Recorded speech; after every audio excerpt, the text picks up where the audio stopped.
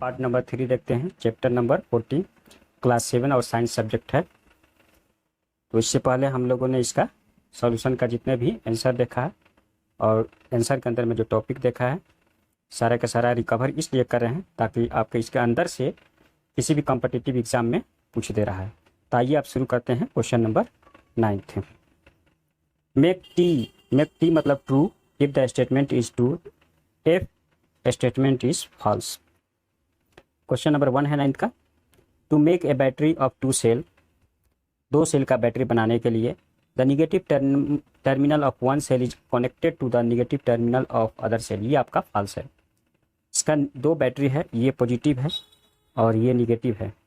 आपको ये इसमें पॉजिटिव टर्मिनल निगेटिव के साथ ऐड करेंगे तो आपका सही होगा, इसलिए ये आपका फॉल्स दिया हुआ 1। अगला क्वेश्चन नंबर 2 देखते हैं। 1 का फॉल्स भी आंसर भी है। When the electric current through the fuse exceed a certain limit, अगर सर्टेन लिमिट तक इलेक्ट्रिक करंट फ्यूज के साथ बढ़ जाता है, the fuse wire melt and break. Fuse wire क्या होता है, मेल्ट हो जाता है और टूट जाता है। ये आपका फॉल्स है। अगला question, an electromagnetic does not attract a piece of iron. ये आपका फॉल्स है, अट्रैक्ट होता है। An electric bulb has an electromagnet, electric bulb पास इलेक्ट्रोमैग्नेट होता है। ये आपका ट्रू है, 4 का ट्रू है। अगला क्वेश्चन नंबर 10 देखते हैं। Do you think an electromagnet can be use for separating plastic bag from garbage heap, explain. Do you think electromagnet garbage से प्लास्टिक बैग को इस्तेमाल किया जाता है हटाने के लिए अगर कूड़ा का ढेर है तो, एक्सप्लेन करें। नहीं, ऐसा नहीं होता है। This is because the electromagnet can only attract magnetic material, क्योंकि इलेक्ट्रोमैग्नेट जो है जो मैग्नेटिक मटेरियल है उसको अट्रैक्ट करता है। The plastic bag is non magnetic material and will not attracted by the electromagnet. Plastic bag क्या है, नॉन मैग्नेटिक, इलेक्ट्रोमैग्नेटिक है, इसीलिए इलेक्ट्रोमैग्नेट से आपको नहीं अट्रैक्ट होता है। आइए अगला क्वेश्चन नंबर 13 देखते हैं। एन इलेक्ट्रिक 11 देखते हैं। 11, an electric current is carrying out some repair in your house. तुम्हारे घर में इलेक्ट्रिक करंट जो होता है कुछ रिपेयर होता है, carrying out repair. He wants to replace a fuse, और वह वायर के साथ जो फ्यूज है उसको रिप्लेस करना चाहता है। वुड यू एग्री, क्या तुम agree? Give a reason for your response. No, क्यों नहीं है? We would not agree to replace the fuse of wire, the electric wire will not melt, क्योंकि इलेक्ट्रिक वायर मेल्ट नहीं होगा। Even if a high current flow through it, अगर इससे high current भी flow होता है तो। So it will not prevent the damage done by high current, high current से क्योंकि यह डैमेज नहीं था। इसको अच्छा से एक बार समझ लीजिएगा। अगला क्वेश्चन नंबर 12 देखते हैं। Zubeda made an electric circuit है, जुबेदा ने एक इलेक्ट्रिक सर्किट बनाया।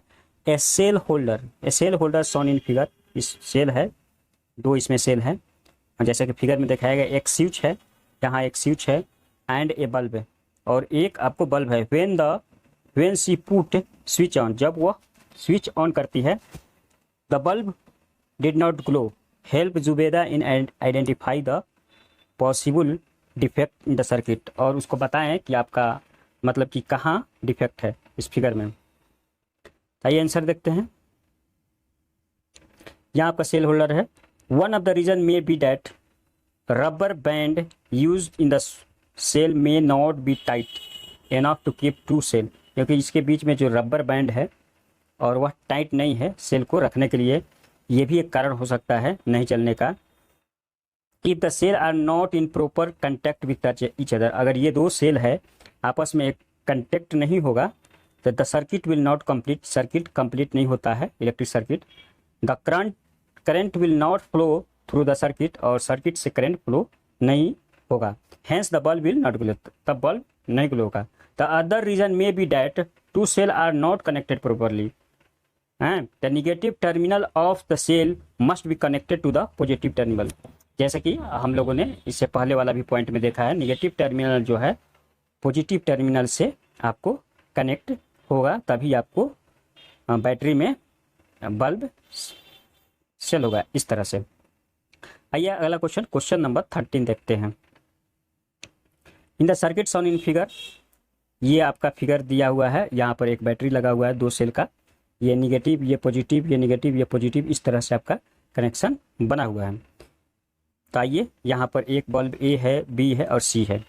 अब इसमें इसी आधार पर क्वेश्चन पूछा गया है, would you any of bulb glow when the switch is of, क्या कोई बल्ब जलेगा अगर स्विच ऑफ है, अगर ये खुला है स्विच, क्या बल्ब जलेगा।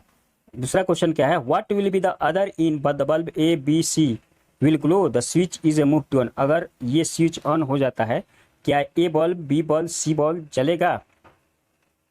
No, bulb will not glow. अगर स्विच ऑफ है, आप लोग देख सकते हैं यहाँ से स्विच ऑफ है तो आपका इसमें बैटरी से करंट नहीं फ्लो होता है, इसलिए बल्ब नहीं जलेगा। दूसरा पॉइंट ये है कि अगर इस स्विच को यहाँ पर आपको यहाँ से ऑन कर देते हैं तो ये भी बल्ब जलेगा, ये भी जलेगा, ये भी जलेगा, ये आपका तीनों बल्ब जल जाएगा। थ्योरेटिकल पॉइंट से देख देते हैं, all the bulb will glow at the time, ये आपका आंसर हो गया। तो आज के लिए इतना ही। अभी तक मेरे चैनल को लाइक और सब्सक्राइब ना किए हैं तो मेरे चैनल का नाम है टू लर्न, सब्सक्राइब करें, लाइक करें, शेयर करें और इस बेल आइकन को ऑन कर दें ताकि आप लोग को नोटिफिकेशन मिलता रहे जैसे मैं अगला वीडियो डालूँ। आज के लिए इतना ही, थैंक यू।